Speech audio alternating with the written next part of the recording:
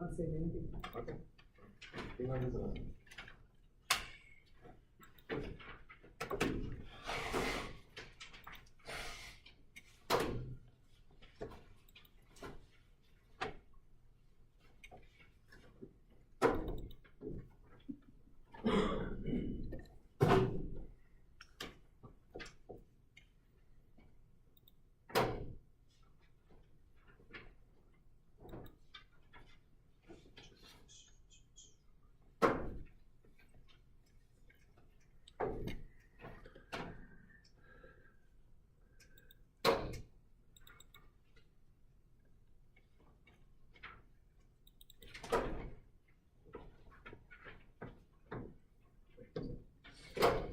All right, so I've handed some more homework back. I'll grade that stuff online here next. That's next on my list. Now, we do have our test coming up on Monday, right? Okay, so Monday at 3 to 4, and then Monday from 6 to 7. Okay. And that should be here in IA 227. 3 to 4 is for being class, right? Yes, yeah, right. All right, here's that problem. I think it's 235. I just thought I'd go over this here just to clarify stuff on it.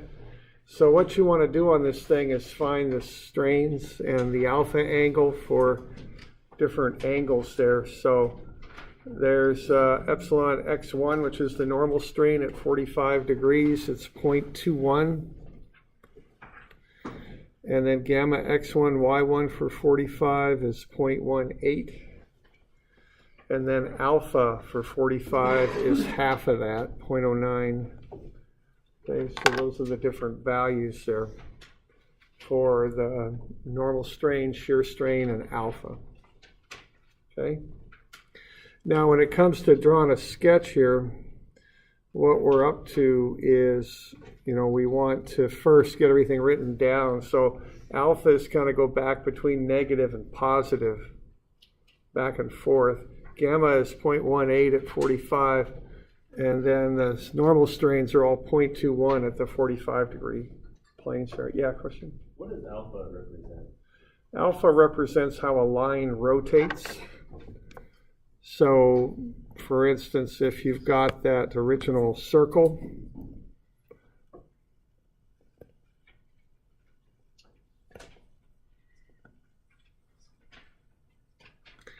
and then we've got that V in there like this. What alpha is how each of those lines rotate. So that's what alpha tells you. So like then it converts, it's expressed in radians? Yes, yeah, it is. I get that, I guess, but then how do we know like the curvature of our new circle, the oval? I mean, we get the essentially delta x and y, I guess. Yeah, that's what I'm about to go through. So, Okay. And that's all. We're just going to get those 4 points and just connect the dots. Yeah, you got 8 points that you'll be connecting for that. That's probably good.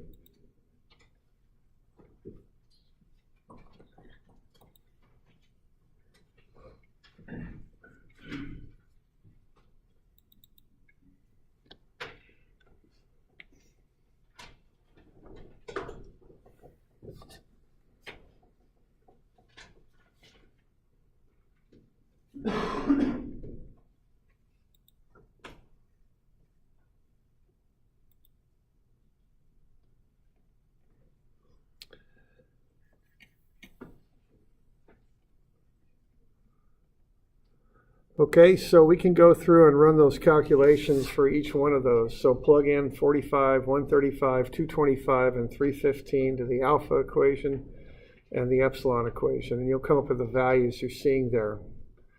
Now, if you want to draw up a sketch of what that's going to look like, you just sketch in what happens to each one of those points on account of the answers that we've got there. So that's what you do.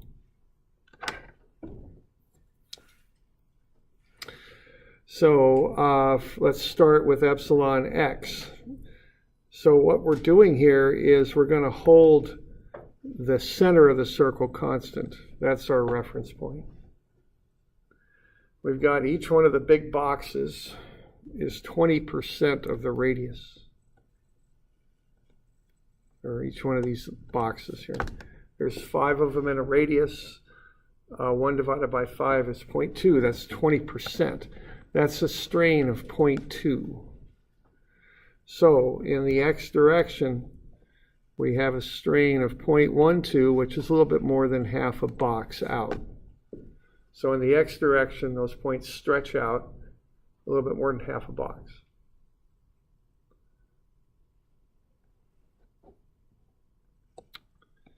In the y direction, they stretch out 0.3, which is be a box and a half, because one box represents 0.2. All right. Now on the 45-degree angles, what we've got there is we got a normal strain of 0.21, just a little bit more than a full box. So that gets you out there. Then for that first one, you've got a positive 0.09 for alpha, which is a little less than half a box, because a full box is 0.2. So that's going to go counterclockwise, a little bit less than a box.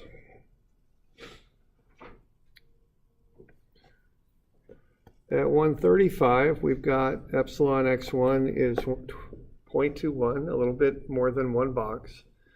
And then we've got alpha at negative 0.09. Negative means clockwise, so that's going to pull it about a little bit less than half a box up and to the right. Okay. So based on those successive deformations and where those points end up, you could connect the dots and get the final shape of what was once a circle. And it's not a circle anymore. Looks like that. Okay. So that's the meaning of this strain stuff. We're looking at how things deform, how they change shape. David, Yeah. Do you carry on that method where we're changing by 0.21 and 0.09, but do you do that on the lower half of the circle as well? Yeah. On those 2 points? Yeah. Yeah. I guess what, 225 and 315? Yeah, right. Yeah, you do the whole thing throughout the circle. I don't want to go through each and every one because they're redundant. It'll be the remainder of them. Yeah. Because you do the x's of 0.12, the y's in 0.3, and then the remainder you do whatever's in the box. Yeah. Okay. Yeah, so you got 0, you got 180, 225, 270. It makes sense. I got it wrong on the homework, so it yeah. makes sense now. Okay. That's good. We're good on that?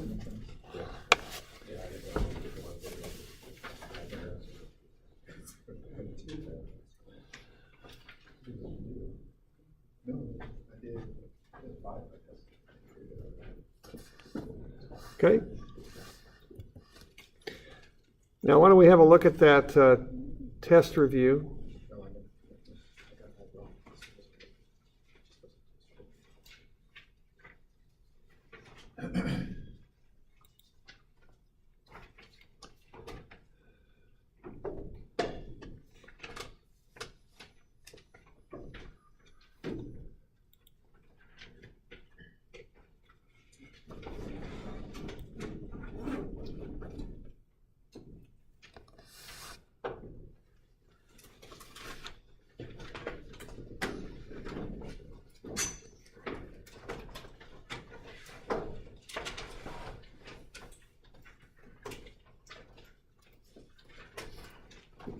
Anybody need a copy of this? It's just the same paper, right? Yeah. If you're out or something. It's online too.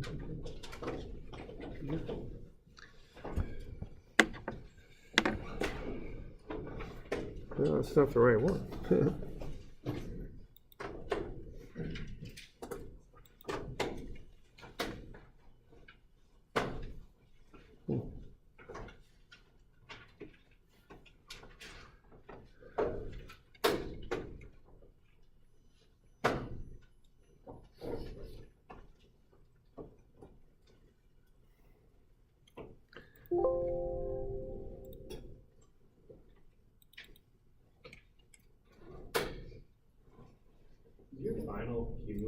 is it just gonna be over everything past this? The final will, it covers the last part of the class, but it also has some cumulative stuff on it. I'll give you a review sheet for what could be on it. Okay. So it's cumulative, but not in an overall, like, anything goes sense. Right. Maybe some basic questions from the beginning. Yeah, and I'll get you a heads up on what, Okay. what those things might be.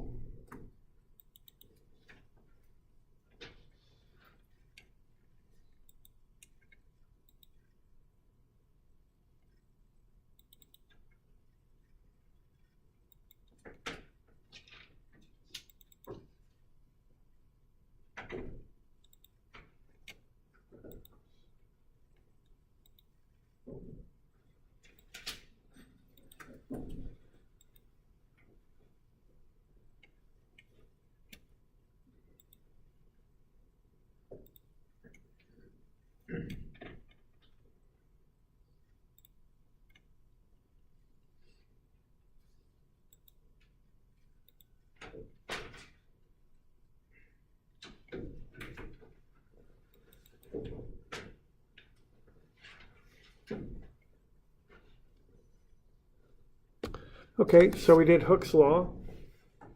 That converts between 2D stress and 2D strain. We did the biaxial strain. And we did pressure vessels and torsion. Okay. So here's just some example problems here. That first one is just applying the basic relationships there. Finding the moment of inertia, and then just applying TR over I and TL over IG. TR over I gets you the shear stress, and TL over IG gets you the twist angle at the cross section of the shaft.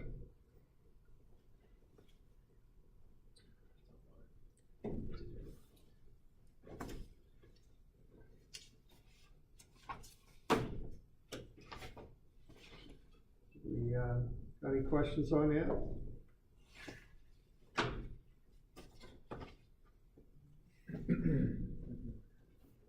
Will it say if it wants to in degrees or radians, or is it always radians?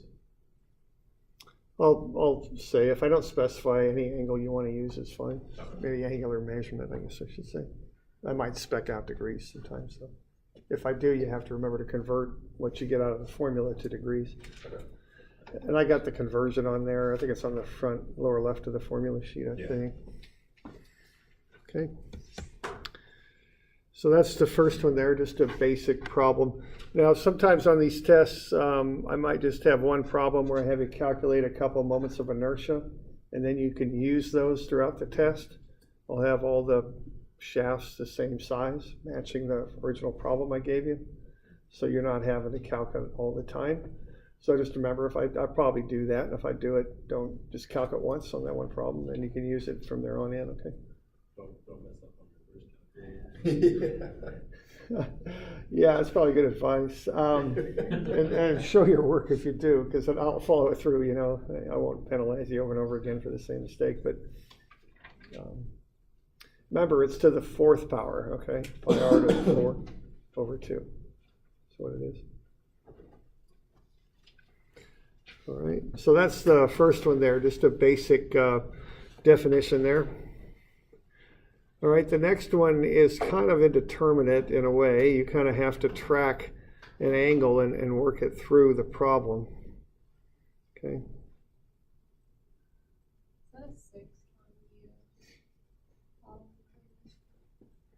That's a G. Yeah.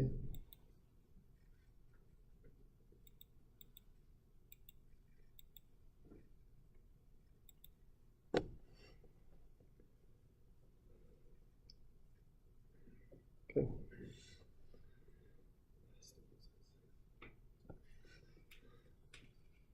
Okay, this next one here, what you'd want to do would be to find moment of inertia, pi over 2, 0.03 to the 4. And then you've got the shear stress is TR over I.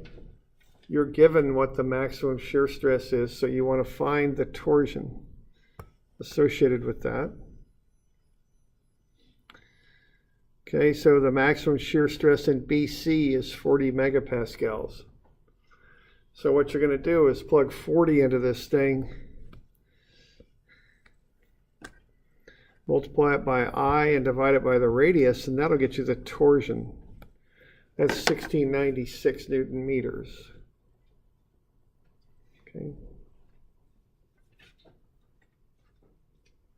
So that gets you the torsion in BC.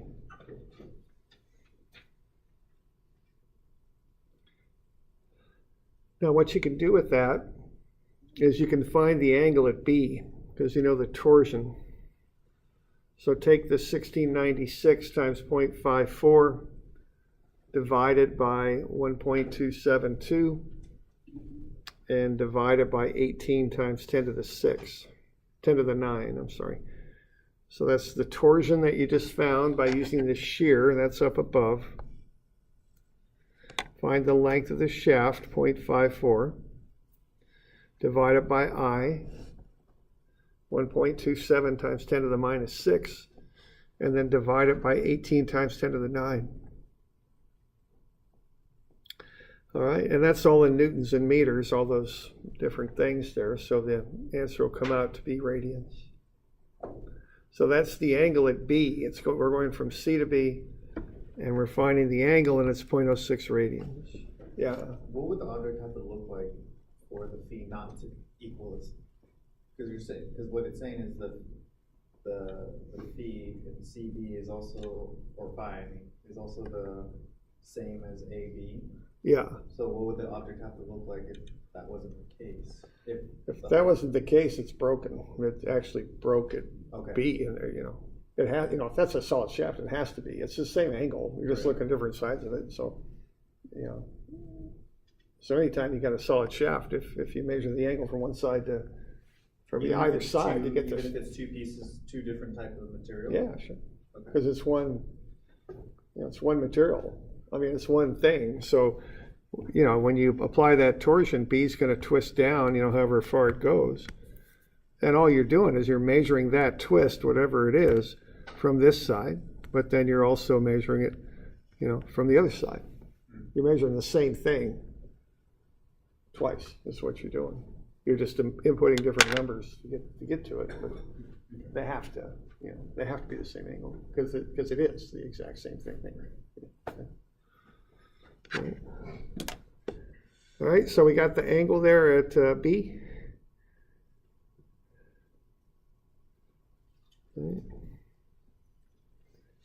So once you've got that, that also has to equal the angle as measured from A to B. Okay, so the torsion in AB is phi IG over L. I know what phi is, I know what I is, I know what G is, and I know what L is. Phi is that angle of twist. We've already found it. It's 0.06 radians. 0.06 or 0.006? 0.06, okay. So 0.06 radians. You know I, because you've calculated it, you're given G, and you can look at the length. It's 90 centimeters. Plug that in, you'll get the torsion on the other side. It's 1526. So you can just add these two together. Solve for the torsion at B, 3222. So we're applying 3,222 Newton meters at B, and the reactions then are 1526 and 1696. Okay.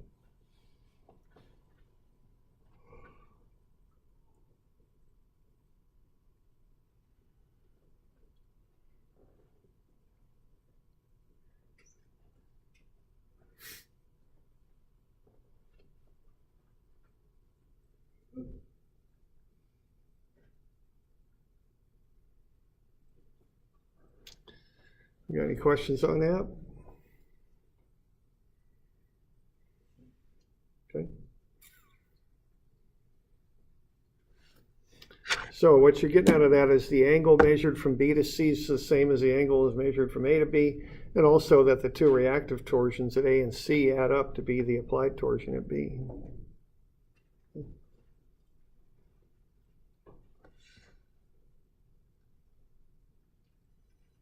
Okay.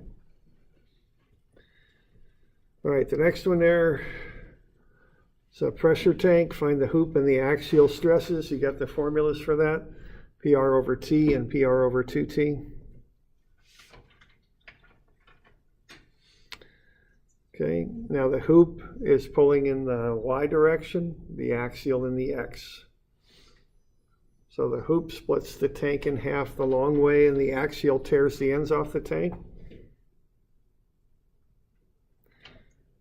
So the hoop is sigma Y, 180,000. The axial sigma X, 90,000. So you can plug those into the normal stress formula and find the stress on that plane from A to A.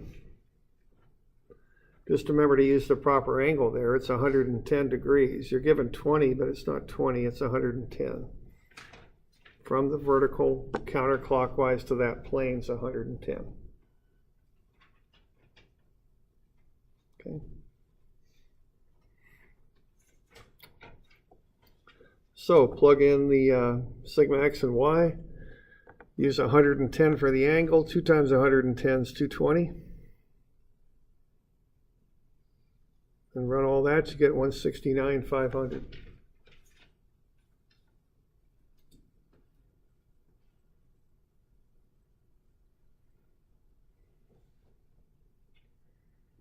Okay.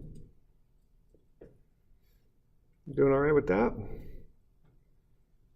Okay, so we're just going into that pressure tank there and going biaxial there. Okay.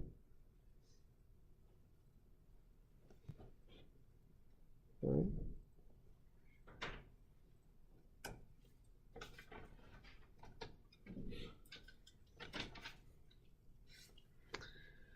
Okay.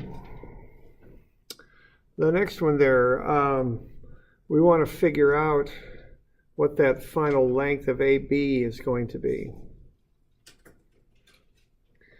Now, from the sketch, you can see that the x-axis, that x length is lengthening out by 200 times 10 to the minus 6, and the y-axis is getting shorter by 500. So epsilon x is 200 times 10 to the minus 6, and epsilon y is negative 500 times 10 to the minus 6. And then that lower left-hand angle is getting bigger, so that's a negative shear strain, 300 negative. Okay.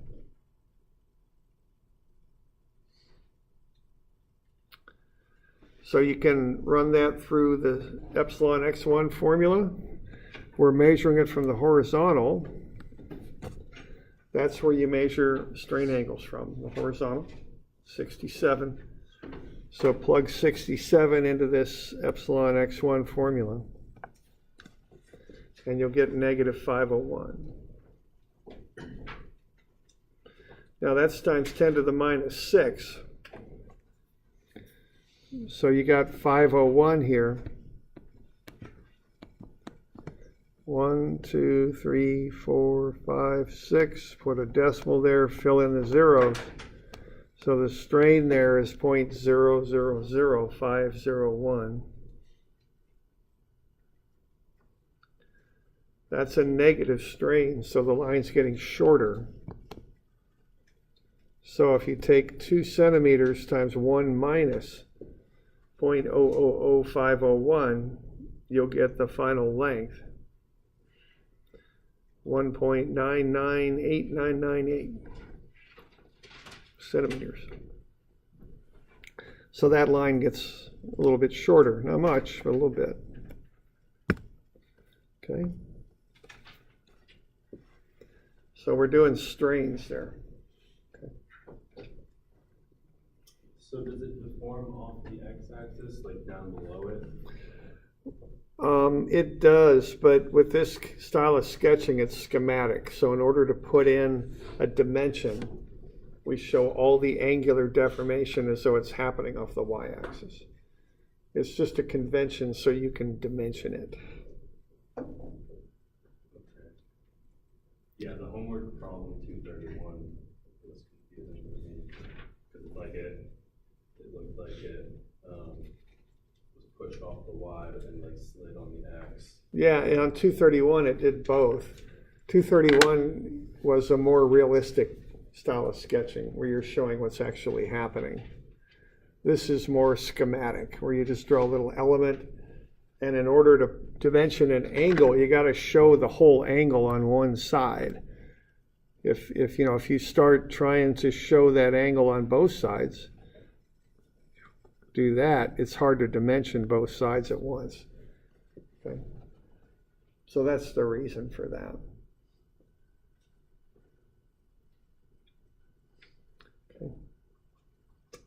Negative 300 for gamma. Is that because the angle is getting bigger? Bigger, bigger, right. It's negative, Right. and that's measured from the horizontal. The angle, or what? Yeah. Well, the 67 is what's measured from the horizontal. There's two angles here. The first angle is what angle you're oriented at. What angle are we going to observe and look at and analyze? That's 67. Yeah. That's measured from the horizontal by convention. And then if that gets bigger, then the gamma is negative. And it's Well, this isn't what's getting bigger. This is that's just saying I want to see what's going on at 67 degrees. oh, okay. Yeah. What's getting bigger is that side right there, because it's a negative shear strain. Okay. So if that was going down this way, then it would be positive. If it was going, if this lower left-hand angle is getting smaller, that would be a positive shear strain. Yeah. Okay. Yeah, that's the convention. All right. So we're good with that? Yeah. Okay.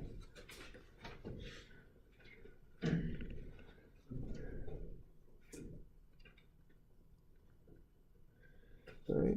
There's no clockwise or counterclockwise stuff with that, is there? With which?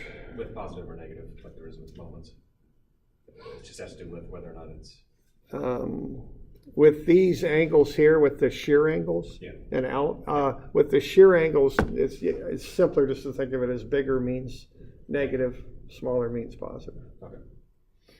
Alpha is a little different. I mean, alpha does have the clockwise, counterclockwise thing. Alpha was the pressure tank we did earlier.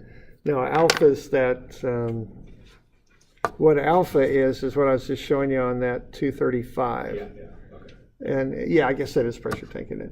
Yeah, that's how those lines were rotating. So with alpha, if I'm looking at a positive 0.09, that thing's rotating counterclockwise 0.09. Okay. Then if I'm looking at this next one at 135, it's negative. That means it's going clockwise. That's what it means.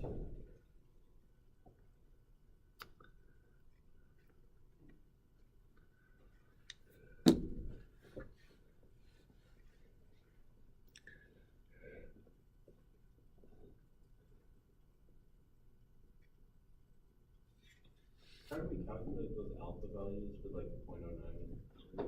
It's just a formula. Okay. Right there near the bottom. It's on the back of the formula sheet, left-hand side. Maybe a quarter of the way down. It's a torsion formula. Or, no, I'm sorry. No, it's a biaxial strain formula. Okay. Just a formula. Negative epsilon x minus epsilon y plus sin theta cosine theta. Right, yeah. That's it.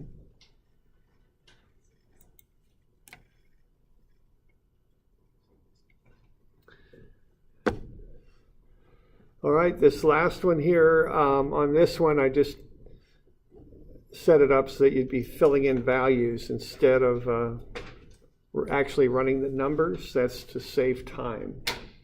So I've got the formulas numbered. So what I was asking for in this is what formula you would use, what you would put into the formula, and then what you would get out of it. So you don't want any values in there, we can just use variables. Right. So if you want to find the normal strain in the x direction, what you do, you'd use formula 9, because what you need there, you need Poisson's ratio. So you'd use formula 9 there, which is that 2 plus,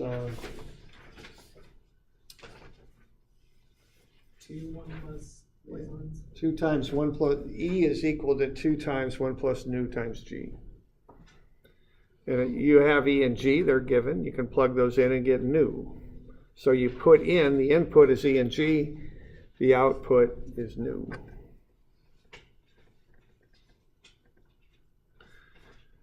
And then the next one there you would use would be formula 41.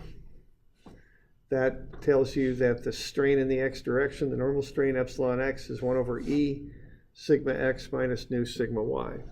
So you plug in E, nu, sigma x, sigma y, and you get out epsilon x, the strain in the x direction. Okay. That's just like problem 221 again, right? Yeah, it's the same idea. That's part right. That's a good part of that. Okay. And similar thing with the plate thickness. You use a slightly different formula, but you're doing similar things there. Okay.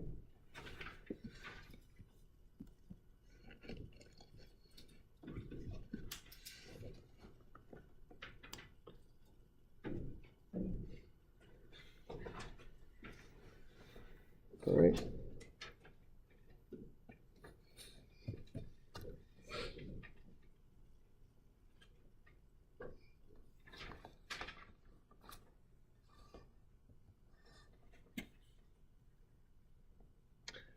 All right, so that's just some old problems, some old test problems. You know, again, look over all the homework. That's what I would suggest doing. Because I could ask you questions about anything on there. Okay. Is there any power on this one? Power? The watts and the stuff we don't know. Could be, yeah. That has to do with torsion. We use that with torsion. Oh, yeah, power. That's what- Yeah, right. So we need to know all those unit conversions. So horsepower. Yeah. Yeah, that's on where it says torsion here on the list of topics. Power transmission is second from the bottom. It looks like all those are on the sheet. Oh, really? Like, Yeah, watts, Yeah, that's all on there on the back. Yeah. Yeah, have a look at the formula sheet so you know what information you'll have access to. Yeah. That's a good thing to have. Okay. And power equals torsion times what? Angular speed. That's the W thing there? Yeah, curvy W. It's omega. Yeah. It's radians per second. Okay.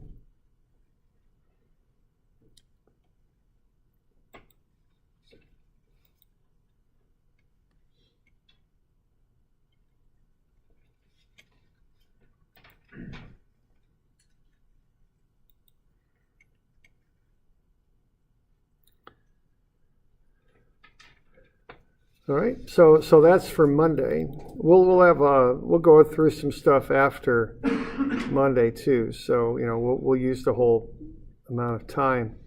So you can take a little bit of a break after the test, and then we'll get into some new stuff on Monday.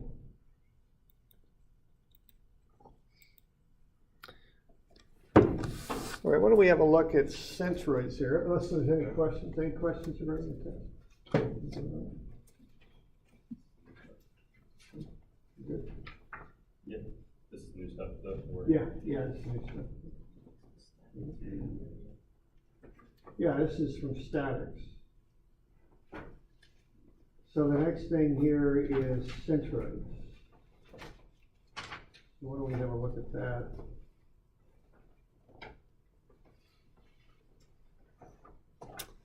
Now, we use these when we're looking at beams because we want to know what's happening with what's called the neutral axis.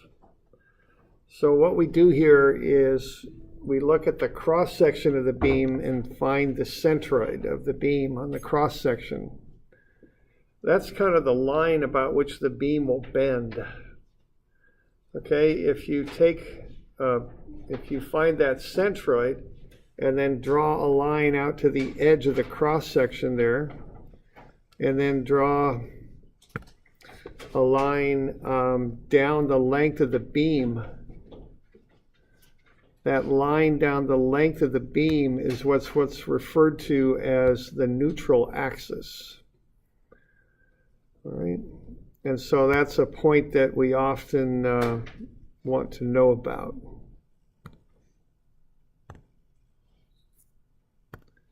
So if I go here, draw out till I hit the edge of the beam, then just draw a line down the length of the beam, that's called the neutral axis.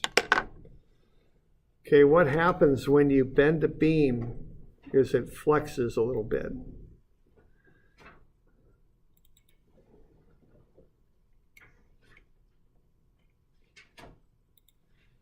Like so.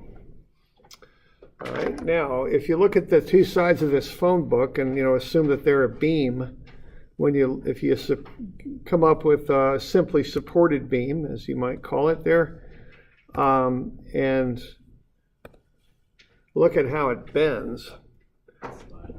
Yeah, it is. It's smiling. So that's a positive moment. It's positive. All right. Now, what the pages do, if they're allowed to, is they slide across each other. You see that over there on your right.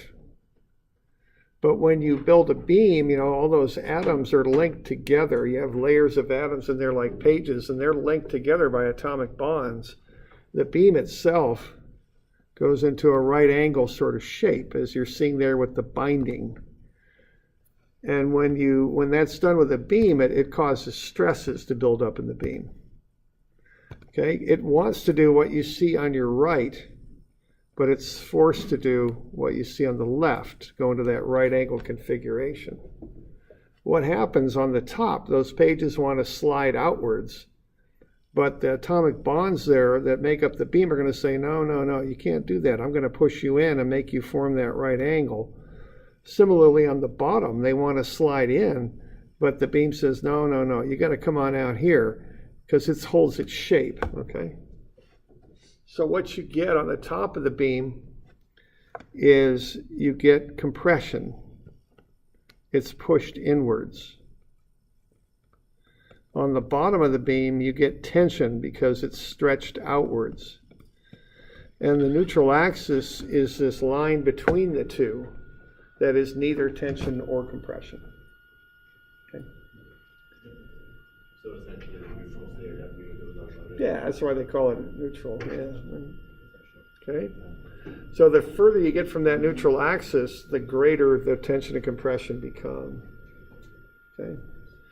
So that's what's going on there. So if we want to figure out where that neutral axis is, which we're going to want to do to find the stress in the beam, what we got to do here is we got to find the centroid of the cross-section of the beam. So even though that neutral axis acts down the length of the beam, we figure out where it is on the cross-section. Okay?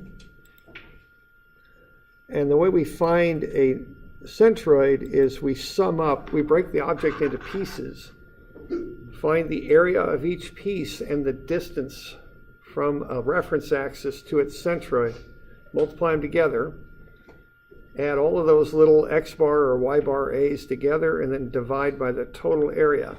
And that'll get us x bar and or y bar. Okay? So there's our centroid formula right there.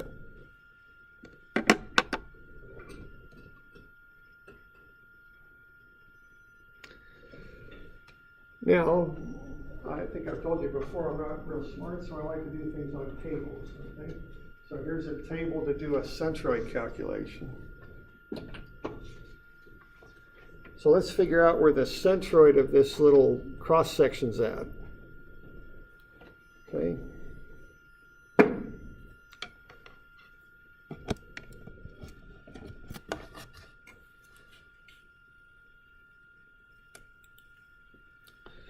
So to find this, what I'm going to do is I'm going to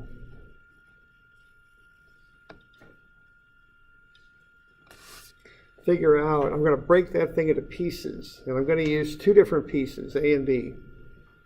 So I got a little triangle or a rectangle that's 4 by 5 for my one piece, and then I've got a little triangle on top that's 4 by 1. So what I'm going to do there is I'm going to find the area of each of those little smaller pieces I've broken it up into.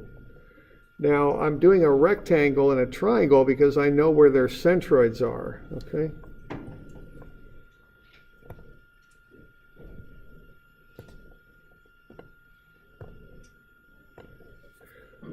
Of course, the centroid of a rectangle is in the middle, so that's easy enough. That'd be h over 2. And then for a right triangle, the centroid's at what I would call the third point, h over 3. That's measured from the right angle to the centroid of the triangle. Okay? So if I break this thing up into shapes that I know, and I've got on the back of that formula sheet there, I've got that information for a rectangle, a triangle, a circle, and a quarter circle. All right, so we got h over 2 and h over 2 for a rectangle, h over 3 for a right triangle, and 4r over 3 pi for a quarter circle.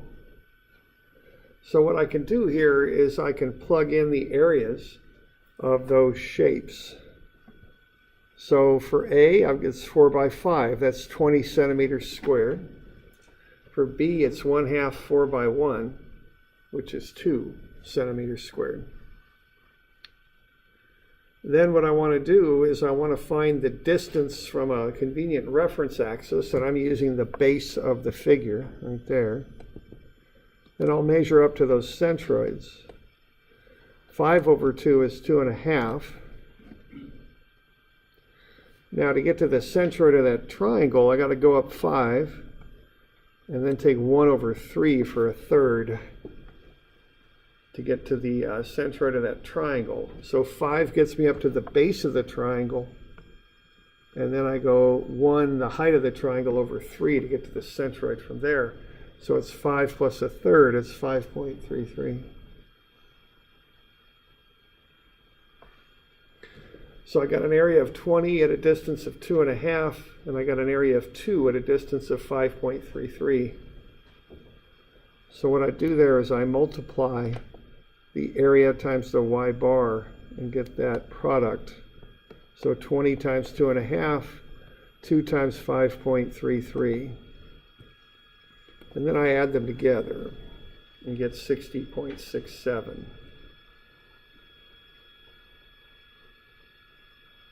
So that's the total y bar A for that shape. And then I divide it by the area.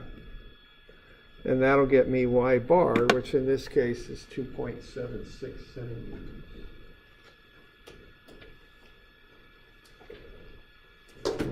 So that's where the centroid is, and that's how I go about finding that neutral axis.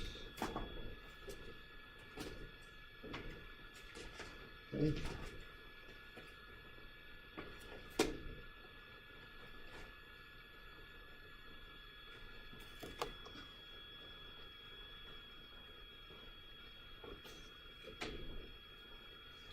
So there's that shape. I just drew a line across at 2.758 centimeters, or actually inches in this case. If I put that on a marker here, tip it over, put it on the marker, it'll balance. That's the balance point for that shape. It's also the line that I could draw down its length to mark the neutral axis. So if that were some sort of funny looking beam, something like that, and I find that centroid, I can draw the line over, then draw it down the length. And that line there would be the neutral axis of the beam. That's the axis about which it would bend. Okay.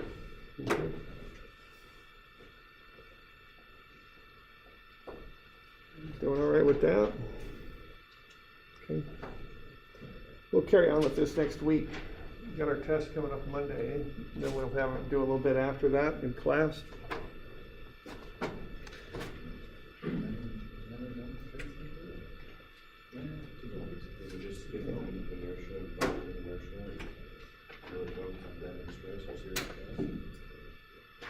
Yeah, trouble is we got to do a moment of inertia to find bending stress and shear stress, but that's okay. We'll get through it. We'll figure something out there. Okay, so we're good. All right.